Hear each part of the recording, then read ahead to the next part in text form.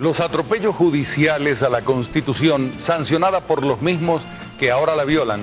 se está utilizando como un precedente para condenar inocentes. Infortunadamente advertimos una rama judicial cooptada por el gobierno,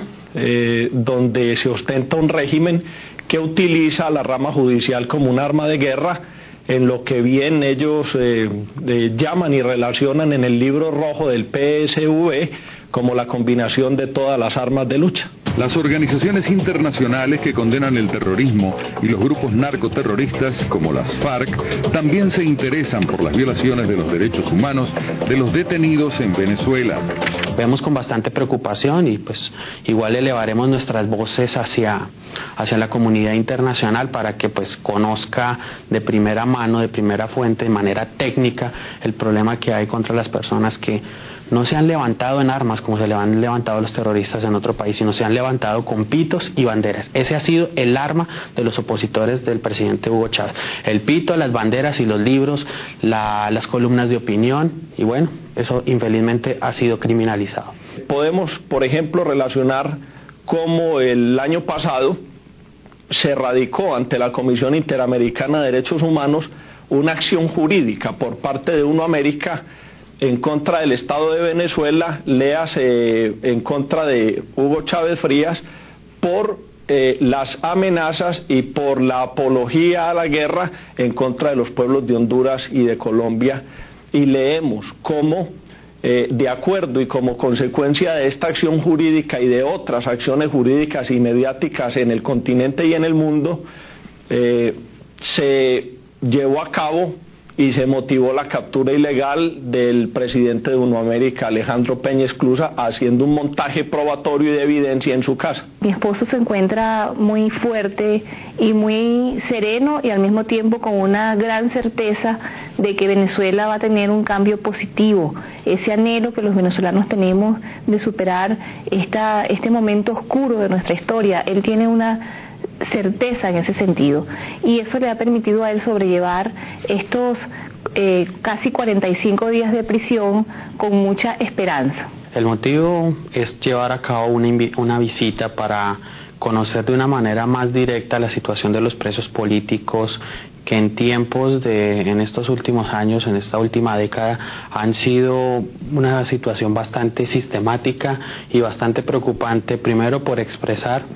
Infelizmente en este país tan hermoso se ha criminalizado la opinión, el derecho de criticar y de luchar con lo que no se está de acuerdo. Hemos visto que es una necesidad desde nuestra organización que pues ha mostrado unos adalides internacionalmente muy contundentes en materia de la lucha contra el terrorismo, contra todo lo que se le parezca, y nos preocupa muchísimo que una persona como Alejandro Peña Esclusa, que ha sido una gran persona que ha luchado internacionalmente contra las FARC, haya sido criminalizada en Venezuela con ocasión a sus posturas críticas y de acción contra las FARC y pues contra los presuntos apoyos que esta tiene. Yo creo que mi esposo es víctima en este momento de un pase de factura debido a la eficacia de su trabajo político internacional. Alejandro Peña Esclusa es un personaje que ha desarrollado a nivel de América Latina una labor de difusión y de crear conciencia sobre los peligros que para otros países representa el proyecto político de Hugo Chávez, y su voz ha sido escuchada. Mi esposo ha disertado en universidades, en el Congreso del Brasil, en Colombia ha editado un libro que ha sido publicado 2 veces y se ha agotado, ha estado en Bolivia, en Centroamérica, en Argentina. Él ha hecho un trabajo de difusión y concientización de años y los resultados ya se están viendo porque, como vemos, el socialismo del siglo XXI está retrocediendo en América Latina, las tendencias están cambiando, hay vientos de cambio en toda la región y yo creo que eso es lo que ha motivado el encarcelamiento de mi esposo. ¿Usted no tiene algún tipo de aprehensión por su integridad física en esta visita a Venezuela? Obviamente, pero nosotros los defensores de derechos humanos pues tenemos que asumir esos riesgos, máxime en favor de nuestros hermanos venezolanos. Eso sí tenemos que advertir que tanto la Comisión Interamericana de Derechos Humanos como la Organización de Naciones Unidas están previamente advertidos de nuestra visita al país de Venezuela. Al regreso, el caso emblemático de un periodista del estado Yaracuy, quien pese a ser declarado inocente por un jurado, sigue preso por capricho del juez.